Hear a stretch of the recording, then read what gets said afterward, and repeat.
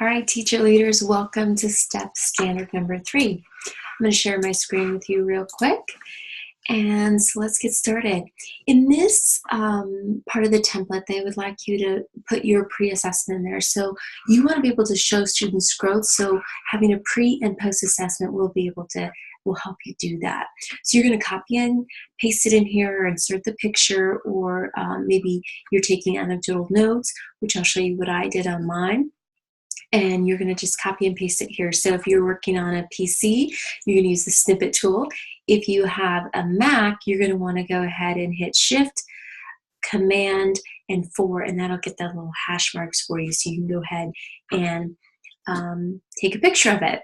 Then you're going to go ahead and enter the student data. How many people exceeded that? How many met the objective? How many are approaching and falls far below? And then the whole class analysis. So in here, you're going to talk about, based upon this data up here, what changes, if any, would you make to your state standards, your goal, or your measurable objectives? And so we'll talk about some different reasons why you would change those. Then you would also describe in 1 to 3 paragraphs the effect this data could have on planning, the delivery, or the assessment of your unit.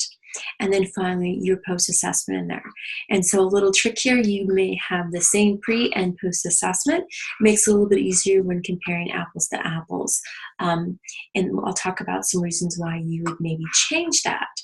So let's go ahead and look at my assessment. If you remember from last week, I'm looking at feelings, and my topic is our feelings, or the students' feelings, my feelings, and others. And so I put my objective here, and this was kind of my little note sheet that I would carry around and just take notes for myself, and then I transcribed it into typing, just to make it easier to read.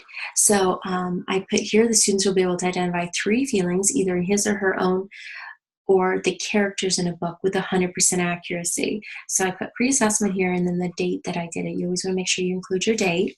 And then here's my students' names: Billy, Callie, Juanita, Jesse, Karen, Casey, and Miguel.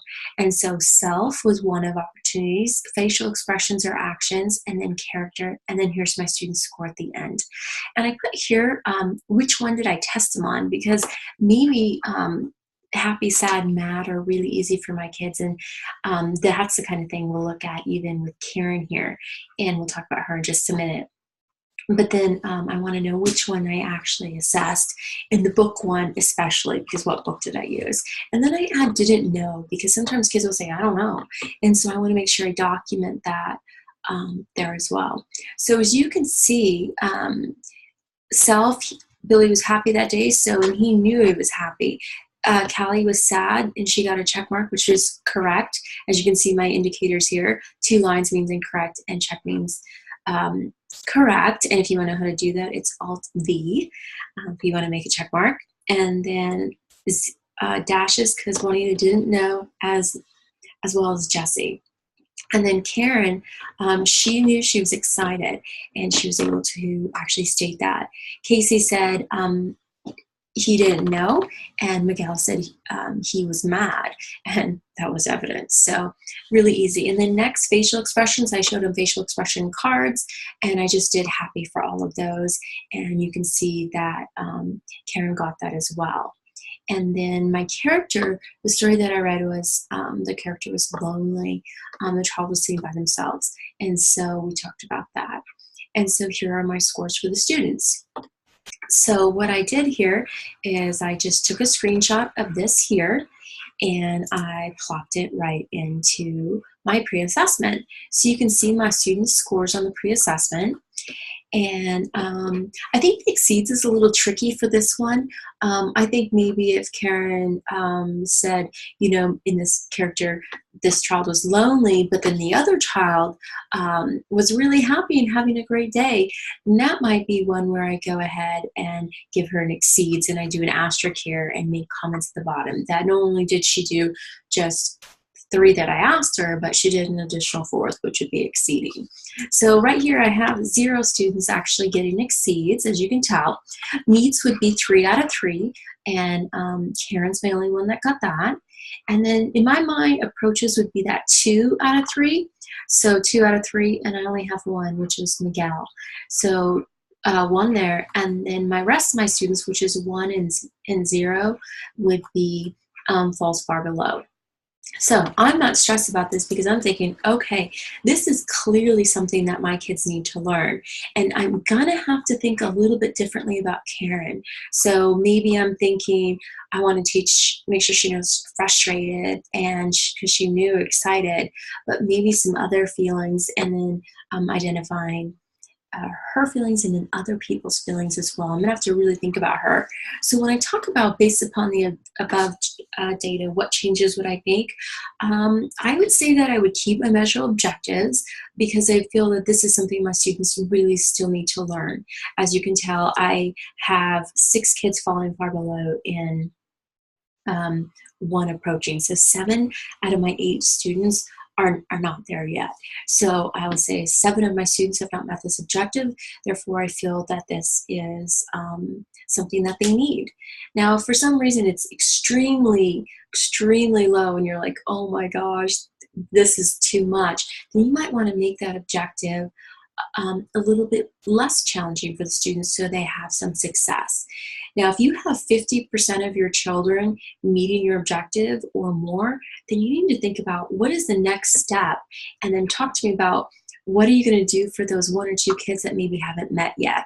And so you still have to teach them that, but then maybe you want to go to the next step, which is if we look at my early learning centers, maybe it's describing and expressing those feelings or expressing empathy for others. So that could be my next step if more than 50 or 75% of my kids, or maybe all of them, pass my pre-assessment. So I really need to be thinking about what I do for those kids. All right, so then in 1 to 3 paragraphs, the effect the data could have on planning. So I know that I need to plan for Karen.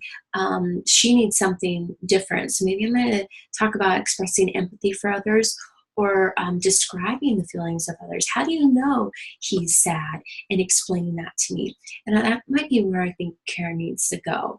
Then I'll also talk about some kids based upon my step 1.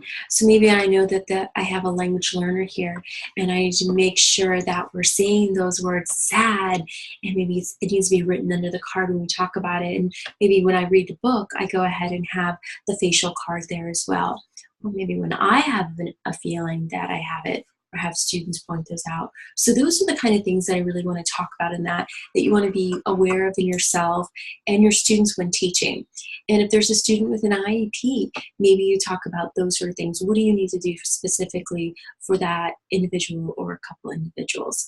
And then delivery, talk about the kids really are excited about this unit, so I'm not going to have to worry too much about getting them engaged. But the assessment, maybe it was really tricky to get that pre-assessment done. So I'm going to talk about how am I going to get them to be assessed in their maybe natural environment. So maybe they're looking at books and we talk about it just one-on-one. Or maybe on the playground, I'm helping them say, okay, what are you feeling right now? And use this as a way to bridge that problem solving. All right, so lots of different things and ways that you can discuss the data, but it's really based upon what you know about your students, step 1, and then really considering your objective. And then lastly, I went ahead as I'll show you here real quick. This is my post assessment, so I would change this right here to say post. And I'm going to keep it the same layout, and then maybe I want to move Karen and do something different for her since she's actually mastered this. So maybe I want to put a mark in here that she describes herself, and then she describes those facial expressions and then the characters so that we get that next level for her. And I keep a little note, or maybe I just want to do it here. Describes.